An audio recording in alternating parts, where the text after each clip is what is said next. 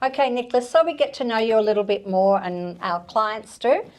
What's the best advice that your grandfather gave you? I specifically remember him telling me to stay in school because he said there is no chance you would get a job at my business unless you finish school and go to university. So that's probably the best piece of advice that he gave me, because it has come in handy now, and I ended up meeting my wife at university. So. Oh, that's very nice. I like that. Okay, so the next one. Yep.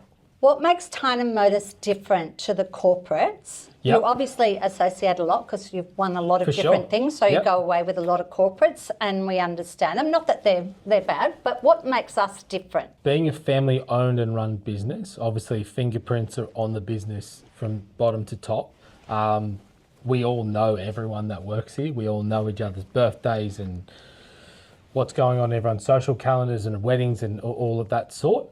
So, yeah, I'd say that's probably it. The family touch, where the bigger companies that are owned by people trading stocks don't really care about your local sporting organisation, or, you know, they're not going to be the person that's handing out the drink bottles or the people cooking the barbecues on a Saturday at the dealership. They don't care because they're probably owned. It's not that they don't care, it's just a different philosophy. And behind the scenes, what do you think our customers don't see that is part of purchasing a car and the experience of purchasing a car?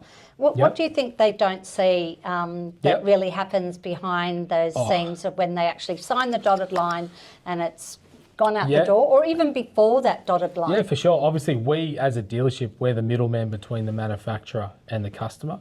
So a lot of that stuff that happens, you know, an order's placed, or we might have plans in place to deliver a car within X amount of period, whether it be 2 months or 3 months, and then there might be a global war. There could be a scenario in shipping like that's happened over the last couple of years. Like, for an example, with what's happening in Russia and Ukraine, Suzuki's factory in Hungary has been landlocked over there. Right. So to get cars out of there, it's no longer a 2-month turnaround time. It's the cars have got to go here or there, to Singapore, to Australia.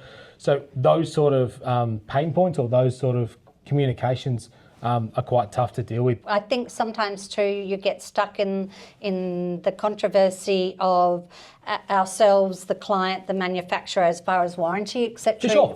goes. We're pretty lucky in that way that we've got some great franchises that do listen to customer concerns. Yeah, for sure.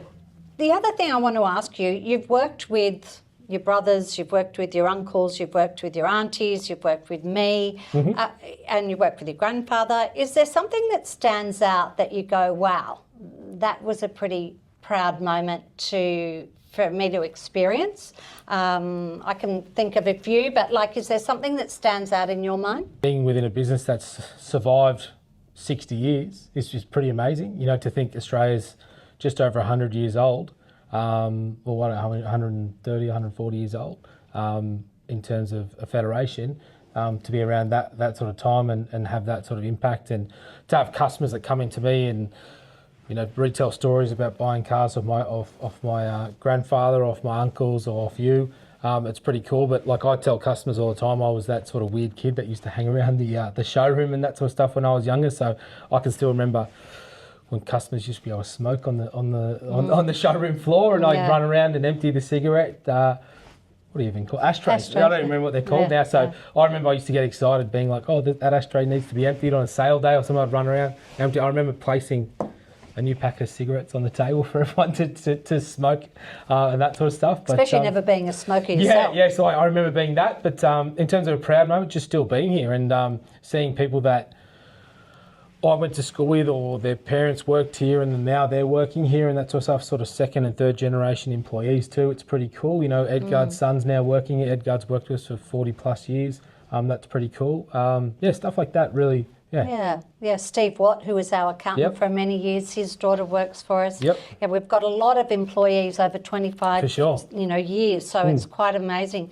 I think probably something too, Nicholas, with you being so young, and then when Papa passed away, is seeing the depth of people that he had touched in his life, that we knew a lot of it. But Yep. seeing that when he actually passed away, and that people still talk about it. Yeah, for sure. Bringing on the people he touched, from everything from the NRMA, trying to get the M6, which still isn't done, through to Calvary Hospital being on the board there for 35 years or something, to medical research.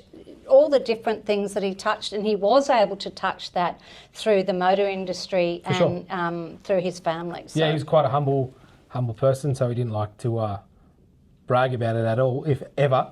I don't think he'd ever tell me what he actually was doing, but I remember going on certain trips thinking we were doing one thing, but then he had a meeting or he was checking something out for Calvary or scoping out a hospital or doing this and that, and it was like, oh, okay.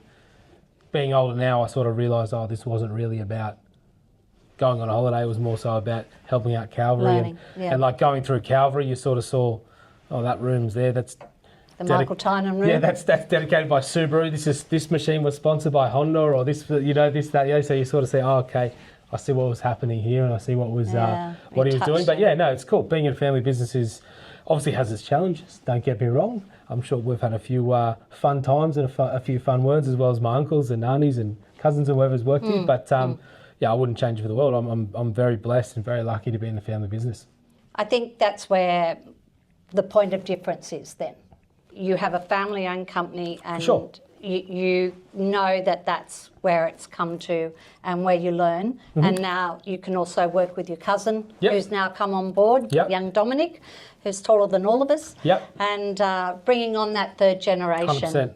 So at the end of the day, it's all about family, it's all about cars, it's all about selling the best product in the right place for our clients.